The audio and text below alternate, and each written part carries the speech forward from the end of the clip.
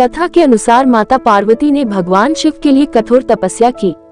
दरअसल माँ पार्वती का बचपन से ही माता पार्वती का भगवान शिव को लेकर अटूट प्रेम था।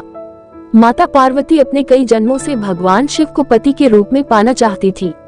इसके लिए उन्होंने हिमालय पर्वत के गंगा तट पर बचपन से ही कठोर तपस्या शुरू की। माता पार्वती ने इस तप में अन्न और जल का त्याग कर दिया था। खाने में वे मात्र सूखे पत्ते चबाया करती थीं। माता पार्वती की ऐसी हालत को देखकर उनके माता पिता बहुत दुखी हो गए थे। एक दिन देवऋषि नारद भगवान विष्णु की तरफ से पार्वती जी के विवाह के लिए प्रस्ताव लेकर उनके पिता के पास गए। माता पार्वती के माता और पिता को उनके इस प्रस्ताव से बहुत खुशी हुई। इसके बाद उन्होंने इस प्रस्ताव के बारे में माँ पार्वती को सुनाया। माता पार्वती इस समाचार को पाकर बहुत दुखी हुई, क्योंकि वो अपने मन में भगवान शिव को अपना पति मान चुकी थी। माता पार्वती ने अपनी सखी को अपनी समस्या बताई। माता पार्वती ने यह शादी का प्रस्ताव ठुकरा दिया। पार्वती जी ने अपनी एक सखी से कहा कि वह सिर्फ भोलेनाथ को ही पति के रूप में स्वीकार करेगी।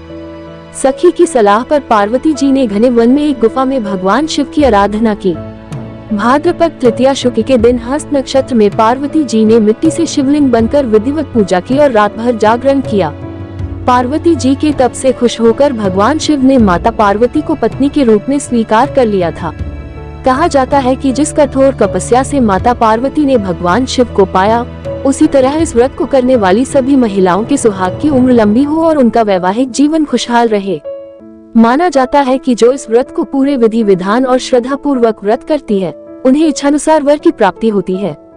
हरतालिका तीज पर गौरा और शिव से अखंड सुहाग की कामना करनी चाहिए और बोलना चाहिए कि भगवान हमें अजर अमर सुहाग देना।